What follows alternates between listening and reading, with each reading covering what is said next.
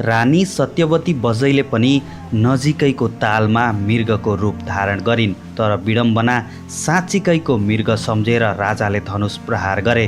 त्यो धनुषले सत्यवती बजैको कानमा लाग्यो र ताललाई पनि छेदन गर्यो। यस घटनापछि बजै बहिरी कान कम सुन्ने भइन्। त्यसपछि चिच्याएर वर माग्ने प्रचलन बस्यो।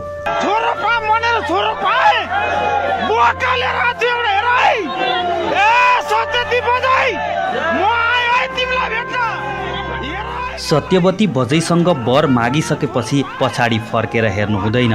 वर मागिसकियो, अब घर फर्केर जाउँ, बजैले पुरा गरिदिनु हुनेछ। आदरणीय साथीहरू, म तपाईँलाई नेपालको मात्र नभएर विश्वमै सायदै यस्तो ठाउँ होला जहाँ चिच्याएर वर मागिन्छ, त्यो पनि रातिमा। हो साथीहरू, आज म तपाईँलाई सत्यवती बजैको बारेमा चिच्याएर वर माग्ने बहिरी देवीको इतिहास र रहस्य तपाईँलाई जानकारी दिनेछु। भिडियो अन्तिमसम्म हेर्नुहोला। भिडियो सुरु गर्नुभन्दा पहिले सत्यवती बजैलाई सम्झिँदै जय सत्यवती बजै लेख्दै यस भिडियोलाई लाइक अनि च्यानललाई सब्सक्राइब गर्न नभुल्नुहोला। तपाईँको मनोकामना सत्यवती बजैले पुरा गरिदिनु हुनेछ। अब सुरु गरौँ सत्यवती बजै चिच्याएर वर माग्ने बहिरी देवीको इतिहास र रहस्य।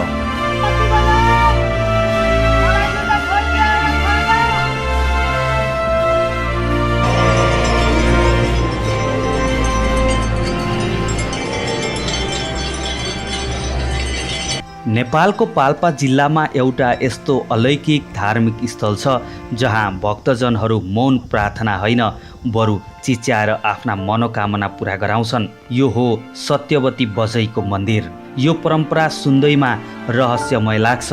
त्यसको एउटा जरा एउटी रानीको त्याग र दुःखद घटनासँग जोडिएको छ। किम्वदन्ती अनुसार सत्यवती बजै गण्डकी प्रदेशको श्रवण क्षेत्रमा रहेको प्राचीन बारकोट राज्यका राजा ऋषि वर्णकी रानी थिइन्। उनी सामान्य रानी मात्र थिएनन्, उनमा दैवी शक्ति र तान्त्रिक विद्या भरपूर थियो। 15औं शताब्दीको उत्तरार्धमा 24 राज्यहरूबीचको राजनीतिक द्वन्द्वका कारण बारकोट राज्यको अन्त्य भएपछि राजा ऋतुवर्ण र रानी सत्यवतीले विभिन्न ठाउँको यात्रा गर्दै हालको बुढी सत्यवती स्थानसम्म आइपुगे। उनीहरू त्यही ढुङ्गाका प्राकृतिक कुण्डहरूमा पानी पिउँदै र शिकार खेल्दै दिनचर्या बिताउन थाले। एक दिन राजा ऋतुवर्णलाई शिकार खेल्ने इच्छा जाग्यो र उनी धनुष बोकेर शिकारीको भेषमा निस्किए। रानी सत्यवती बजैले पनि नजिकैको तालमा मृगको रूप धारण गरिन्। तर विडम्बना राजाले उनलाई चिन्न सकेनन् र साँच्चीकैको मृग सम्झेर धनुष प्रहार गरे। त्यो धनुषले सत्यवती बजैको कानमा लाग्यो र ताललाई पनि छेदन गर्यो। यस दुर्भाग्यवश घटनापछि बजै बहिरी कान कम सुन्ने भइन् र ताल पनि एकाएक सुक्यो। ताल सुकेपछि स्थानीय मानिसहरू आश्चर्यचकित र दुखी हुँदै बजैसँग पानीको पुकार गर्न पुगे। बजैले कानले नसुन्ने भएकाले उनीहरूलाई कार्तिक शुक्ल पूर्णिमाको दिन चिच्याएर वर माग्न सङ्केत गरिन् र त्यसपछि अलप भइन्। यही समयदेखि नै हरेक वर्ष कार्तिक शुक्ल चतुर्दशीको साँझदेखि गीत गाउने, नाच्ने, जागराम बस्ने र बिहान चिच्याएर वर माग्ने प्रचलन बस्यो भन्ने जनविश्वास छ। हाल तालभन्दा माथिको डाँडामा राजा ऋतुवर्णको समाधि स्थल बनाइएको छ। सत्यवती बजैको यो कथा एकातर्फ प्रेम, दुर्घटना र त्यागको गाथा हो भने अर्कोतर्फ उनी बहिरी भएर पनि भक्तजनको पुकार सुन्ने अनौठो देवीको रहस्य। त्यसैले त आज पनि भक्तजनहरू चिच्याउँदै वर माग्छन् र विश्वास गर्छन् कि बजैले आफ्ना सबै सन्तानको कल्याण गर्नेछिन्।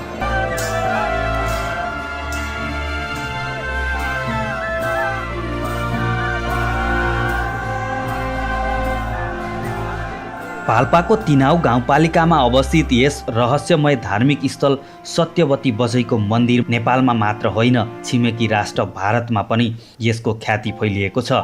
यस मन्दिरको प्रचलन निकै अनौठो र रहस्यमय कुरा भने यहाँ भक्तजनहरूले चिच्याएर वर माग्नु नै हो।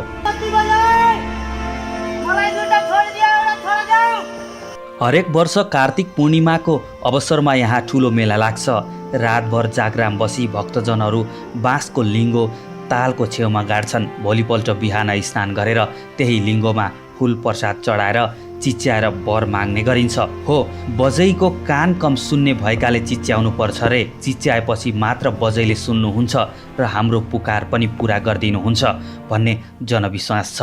वर मागिसकेपछि पछाडि फर्केर हेर्नु हुँदैन भन्ने पनि यहाँको नियम छ। वर माग्न र सत्यवती बजैको दर्शन गर्न जानेले बाँस र पातीको लिङ्गोसँगै लिएर जाने गर्छन्। सोही लिङ्गोलाई राति तालको छेउमा गाडेर पूजा गर्ने र बिहान आफूले गाडेको लिङ्गोलाई पहिचान गरी चिच्याएर मागेको वर पुरा हुन्छ भन्ने जनविश्वास छ। केहीको भनाइमा सत्यवती बजै एक शक्तिशालिनी देवी हुन् जसलाई सत्यवती देवीको रूपमा पूजा गरिन्छ। उनी बहिरी भएकाले भक्तजनहरूले चर्को स्वरमा आफ्ना मनोकामनाहरू राख्दछन्। कतिपयले सत्यवतीलाई महाभारतकी सत्यवतीसँग पनि जोडेर हेर्ने प्रयास गर्छन्, जसले शान्तनुसँग विवाह गरेकी थिइन् र भीष्मकी सौतेनी माता थिइन्। तर पाल्पाको सत्यवती बजै र उनको चिच्याएर वर माग्ने प्रचलनको सम्बन्ध महाभारतको सत्यवतीसँग सिधै जोडिएको प्रमाण भने पाइँदैन। सत्यवती बजैको मन्दिरले चिच्याएर वर माग्ने जुन अनौठो संस्कृतिलाई अँगालेको छ त्यसको रहस्य मनोसामाजिक पनि हुन सक्छ। चर्को आवाजमा आफ्नो मनको कुरा पोख्दा एक किसिमको मानसिक शान्त मिल्छ। हुनसक्छ चिच्याहटले भक्तजनको मनमा रहेको गहिरो इच्छा वा पीडालाई बाहिर निकाल्न मद्दत गर्छ र यही मानसिक सन्तुष्टिले उनीहरूको विश्वासलाई बलियो बनाउँछ।